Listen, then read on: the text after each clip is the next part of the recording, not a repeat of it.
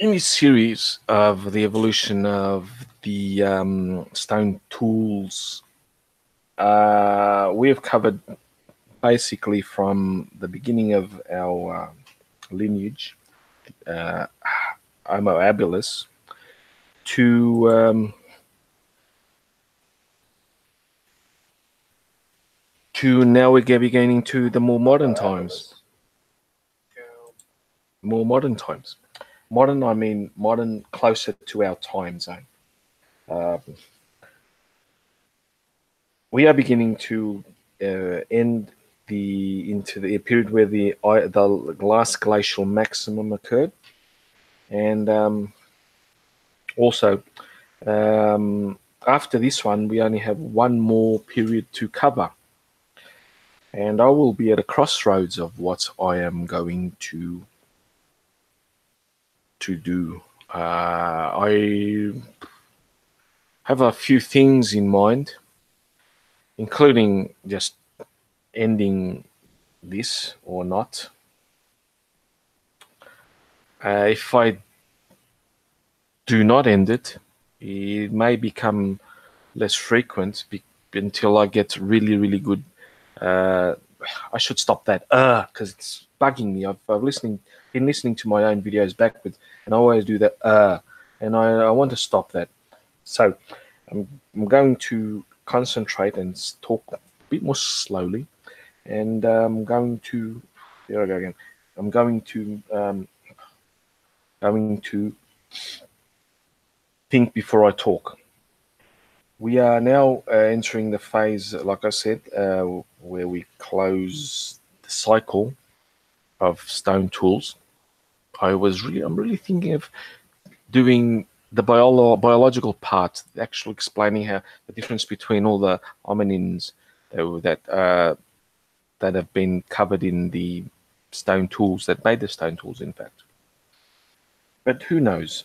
So today we're going to start off. We ended last time with the Solutrean period, and we are now that culture transitioned into the Magdalenian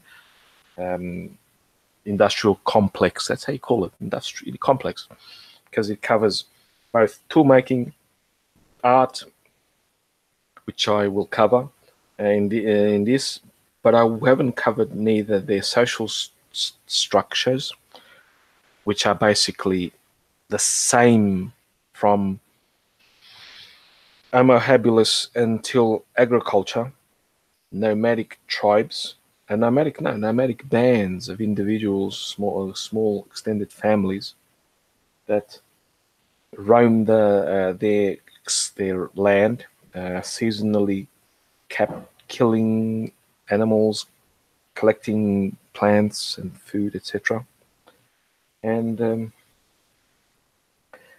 having fixed shelters, say in caves. But there is some indirect evidence that they may have had temporary camps with possible abri or tents, or what do you call tents, or lean-tos, whatever you want to call them, temporary shelters in the landscape. There is evidence from this period that I'm going to talk about, the Magdalenian, that there were some temporary shelters, not outside of cave systems, etc. But as I'm just going to concentrate on the stone tools, I may even start a series on that. I don't know yet. Who knows? So let us start off with this period that we are talking about, the Magdalenian, as usual. This time, I'm not going to present any articles because I'm basically using Wikipedia. I've searched and there's nothing really interesting. There is a blog post, but I don't really like blog posts to put to site. So I'm going to basically paraphrase and just get Wikipedia to get the points across. But I will talk about them a bit more extensively. And so I'll show you a slideshow basically that I just made. It's not too long, so It'll be quite, I hope, interesting. The slides are colorful, at least to say the least. But yeah, so let's start off our. I didn't. Once. I won't do it now, but never mind. I'll describe where the area is. You just basically use the map I used last week on the Solutrean, and it's basically the same area, basically. But there's another area that covers off into the Russian steppes, etc. So let's share this screenshot. And I hope you guys enjoy it.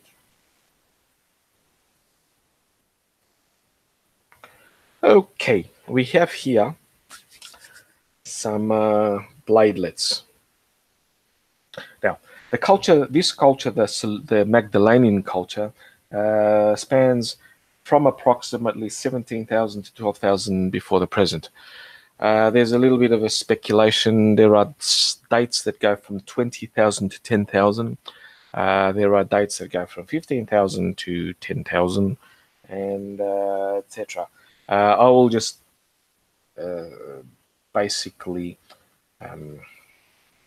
say about 17,000 to 10,000, 12,000. It doesn't matter. It's a period right after the Solutrean period. It ended about 15 to 17,000 years ago, and until the end of especially in Europe, Western Europe, until the end of the glacial maximum period, which was about 12 to 10,000 years ago. And this culture, the Magdalenian tool culture, is characterized by regular blade industries struck from carnated cores. What is a carnated core? That's a carnated core. And you can see some of the blades that they've been struck off that core. The carnated core is it appearing? Why? Oops, sorry about that, guys.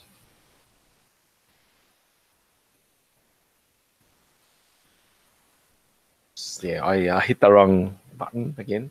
But this is what a carnated core is, and it's the associated blades that have been struck off the core. A carnated core basically means it's a shape, which is narrow at the top and wide at the bottom. And the techniques that they use to produce these cores, I already told you guys from last video, they're indirect pressure flaking techniques. They could either use that Solutrean weight.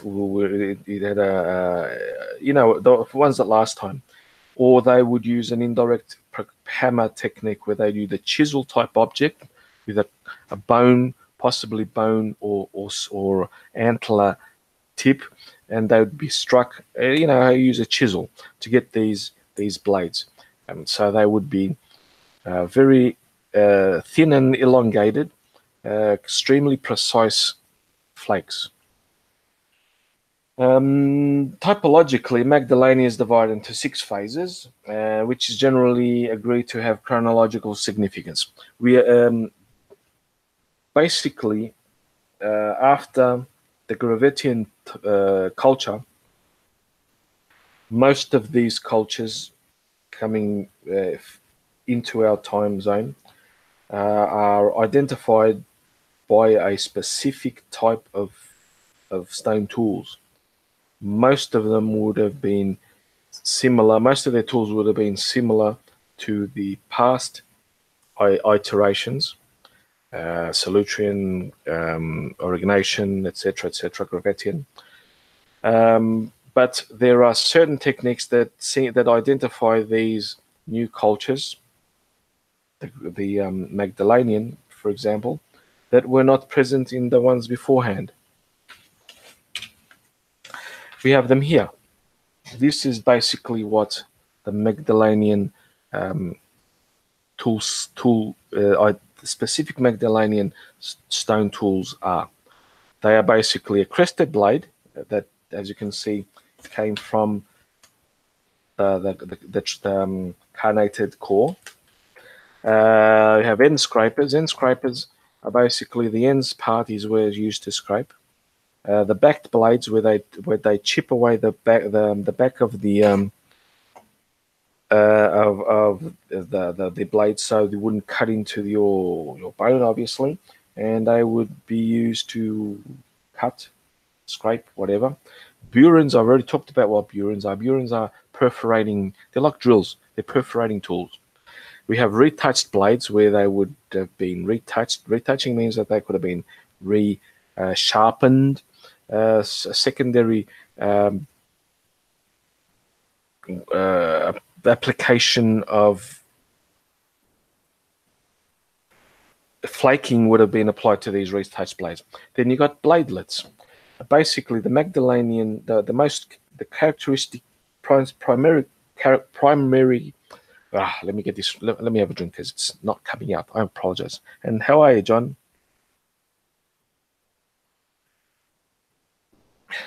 Now, the primary characteristics of the Magdalenian is microblades. It is the beginning of microblades.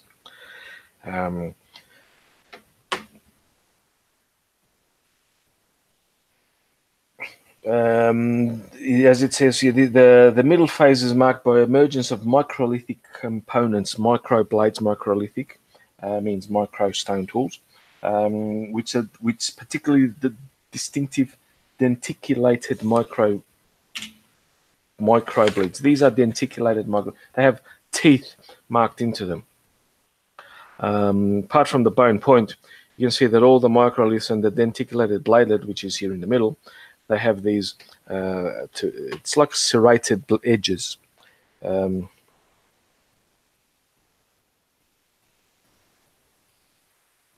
Yeah, that's okay, John. Better to be alone and well than being accompanied by, and you know what I mean. Anyway, hope you enjoy this, by the way.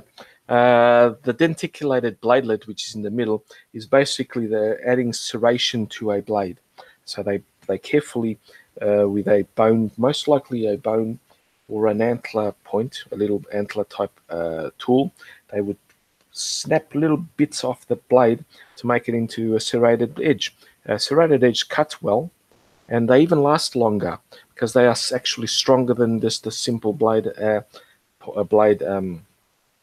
itself. And then in the later phase, the princes of uniserial and biserial harpoons. We'll get to those in a little bit. Now, just so you guys know, I didn't put a map of where where the Magdalenian culture is concentrated. It's basically southern France mostly, northern Spain.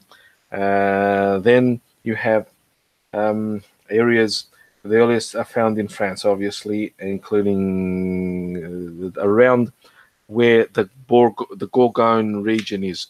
Bourgogne region is where Bordeaux is. Bordeaux, if you know the city of Bordeaux, slightly east, north, and south of that area, there's a huge river system going through it, the Bourgogne River, which is the main river. They have a lot of tributaries. That area is highly calcaric, or made of primary limestone, so it has lots of limestone caves, as well as lots of flint outcrops and flint stones in the limestone. In that area, you find sites which have fossils ranging from Antecessor, at least, up until modern humans, of course, including Neanderthals. And so because of the cave systems there, they were extremely well preserved, because after time, the limestone with weathering, they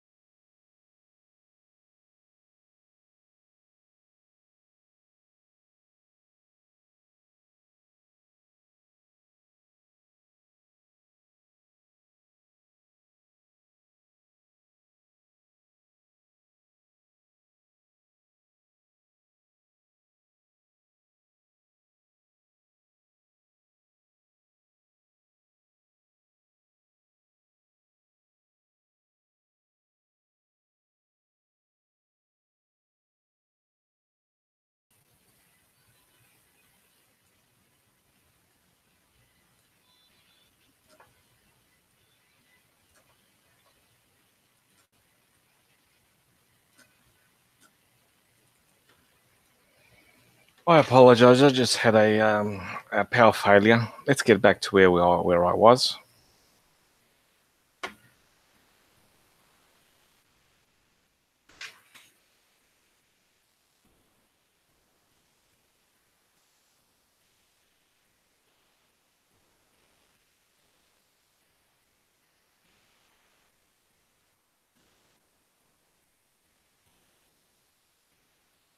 I'm back.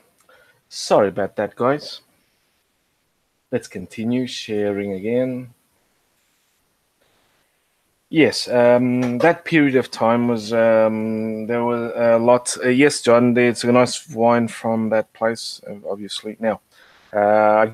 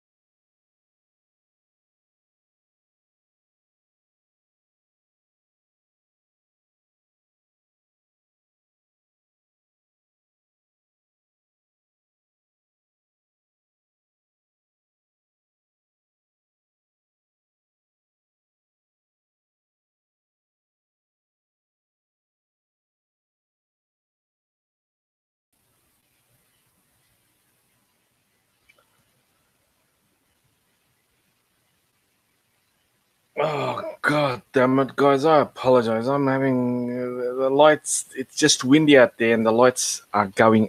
The power's going on and off.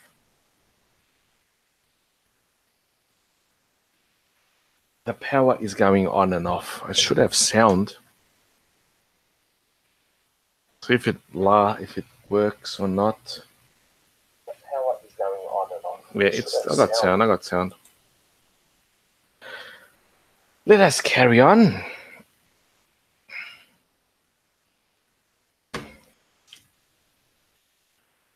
Let us carry on and with whatever we were doing. Hello, Jimmy. Hello, Mitch. Guys, how are you? Sorry about this. Power's going on and off. I'll just have to soldier on. Let's get back. Now, where was I? Yes, see, at this time there were, like I said, biserial harpoons, uniserial and biserial harpoons made of bone, antler, and ivory, which I will show later. Well, I'm showing some of the tools now. This period, the Magdalenian period, is also characterized by the fact that, apart from the microliths, the very small tools, which are these ones are small tools, they were also characterized by the use of a lot of reindeer antlers. And that is quite interesting. But at this time of this time period, the megafauna, the woolly mammoths, the woolly rhinoceros, the megasauruses, they were the huge huge deer. They were megasaurus. They had antlers that were at least 3 to 4 meters wide at points. They were becoming extinct. So the hunting strategy at this point in time was to go after the smaller game, basically horses and bison and lots of reindeer. So there were a lot of reindeer tools at this point. Now, contemporary to this culture, the Magdalenian, you also find a culture that was called the Epigravettian. I've talked about the Gravettian culture before the Aurignacian one, and it has similar tools to the Gravettian, but also has similar tools to the both the Solutrean and the Magdalenian. But this culture, the Epigravettian, extends its area of coverage from western France, southeastern France, to the western shores of the Volga River in Russia. And there were also numerous sites in Italy. So could this be just a Magdalenian sites without some of the Magdalenian tools? We don't know, but they've been called Epigravettian. We'll call them that. Now, the later phase of the Magdalenian is also synonymous with human resettlement of northwestern Europe. As I said, at this period of time, especially in the later Magdalenian period, close to the 12,000, 10 to 12,000, 12 to 10,000 year mark, the ice, the glaciers, especially the ice caps of that covered most of northern Europe were beginning to melt, so they were pushing back the wall of ice that once extended as far as south of Paris was moving backwards. So the settlement of southern Germany, Switzerland, and Belgium began more or less at this period. We see sites that have appeared in that time. So they because they were basically following the herds of the animals, and as the mammoths were becoming extinct, they were pushing their range was going further north. The humans were following them to hunt them, while the people that remained in the southern parts of Eurasia, especially Western Europe, they just changed their dietary habits and their hunting habits to hunt the smaller animals, for example, the reindeer.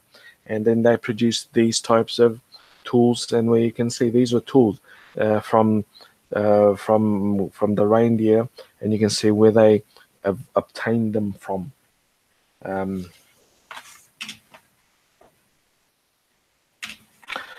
Here's another thing that they also produced. The end of the technology showed by the end of the Magdalenian, the lithic technology shows a pronounced trend towards more increased microlithalization. The bone harpoons. We'll show you what a bone harpoon is. Here we go. These are the bone harpoons, as you can see. These are some of them, and these are other ones. They were very intricately engraved. These ones aren't very intricate, but some of them were completely engraved. If one side, if you have one side, they are uniserial, so they would have had only the blades on one side.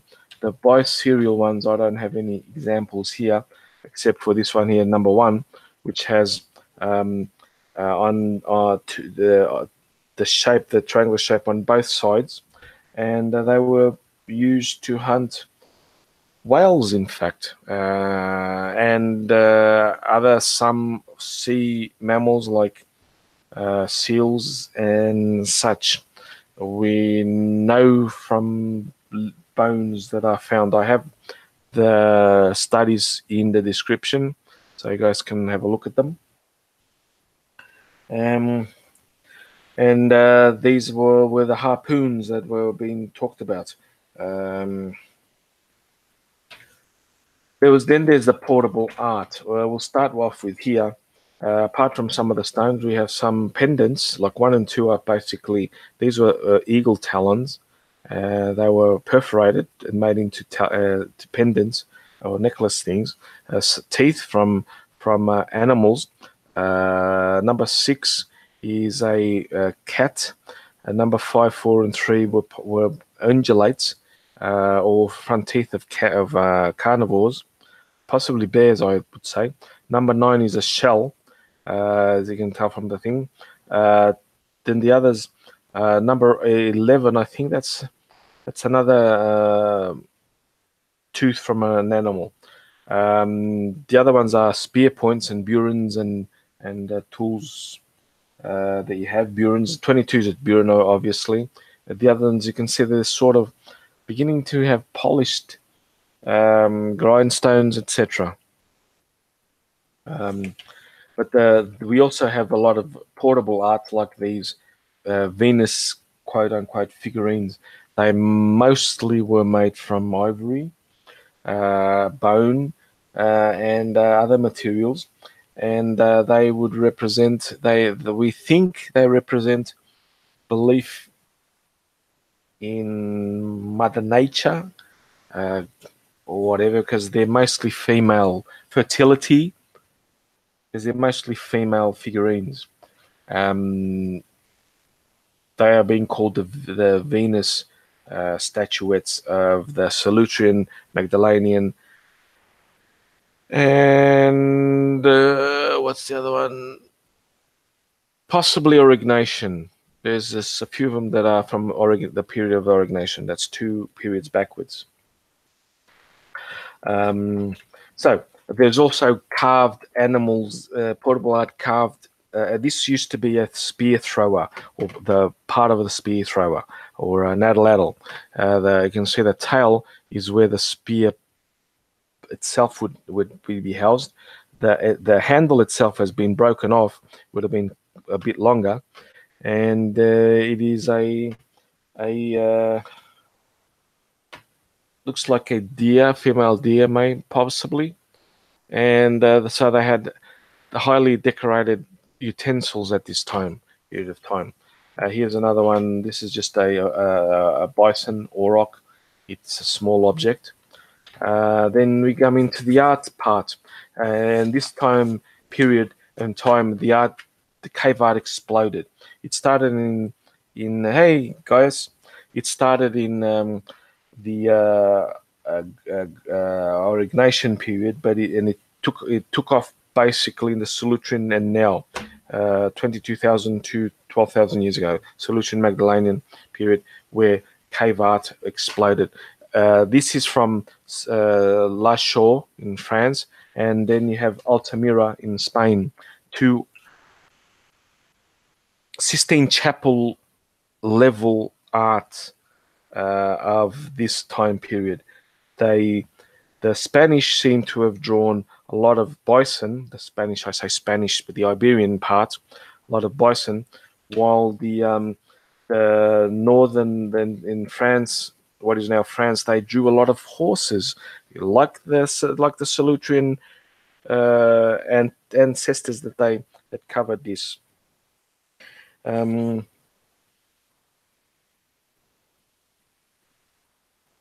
At this time period, it says here in the notes I'm reading that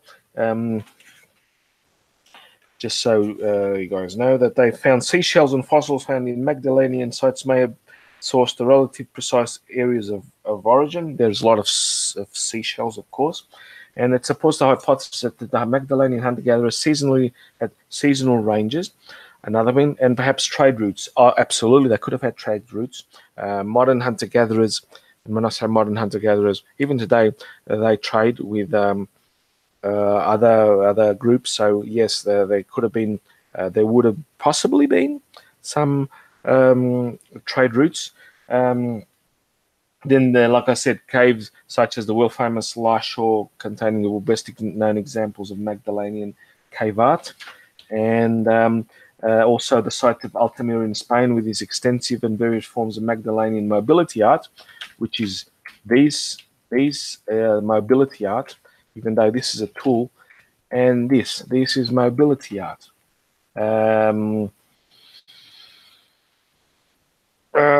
So that's about it. There are many other areas contemporary to this which are not called Magdalenian period. Just stop sharing because I think we've sort of come to the end of this, interrupted by 2 power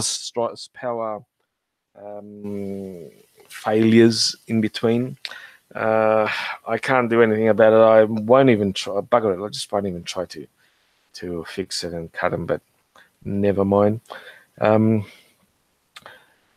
These time periods basically ended.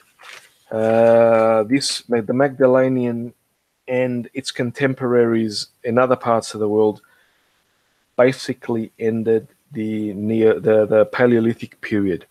The next phase that came into being, which is the Neolithic, which I will cover next episode of this series,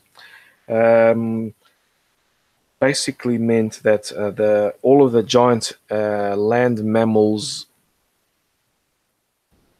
became extinct. In Eurasia, the mammoths went extinct. The woolly rhinoceros became extinct. The bison moved north. There were other animals that were adapted to colder areas, moved into high areas which were maintained. The horse became predominant, as did the reindeer. The Megasaurus went extinct. I already told you guys what the Megasaurus was. It's a huge deer, the biggest deer of the deer family that existed, with antlers. They were over 4 meters wide. Estimates have been found up to 5 meters wide from tip to tip of the antlers. They were huge. So what was left in this time period were horses and reindeer, the most predominant animal that we find in the archaeological record, plus bison. Aurochs also survived. They would have been the last megafauna, the biggest animal that roamed the Eurasian continent. And what are the aurochs? They are basically the ancestors to the modern cows, except at the shoulders they stood over 2 meters tall, and they were very, very aggressive. So basically that. And now into the Neolithic period. I will talk about that later, the next episode. And we will shift not just continent, Eurasia, but we will go more into Western Asia in the next period, because that's where the quote-unquote civilization, even though it's not a civilization, it's just there wasn't any civilization. There was the focus in archaeology, etc., turned into the Middle East. The Middle East, the Fertile Crescent, Western Asia. So, guys, thank you for coming along, and I really apologize for the power. I couldn't do it, man. An act of Priapus, that my power failed twice, in fact. So, sorry about that, and good night. Thank you all. Anyway, thank you all for coming along. Thank you, John. Thank you, guys. Welcome back, man. It's been a little bit of a while since you appeared. Jimmy Stiff Fingers, how are you, dude? Again, Mitch and Aki Native. Thank you for coming along, guys. And good night.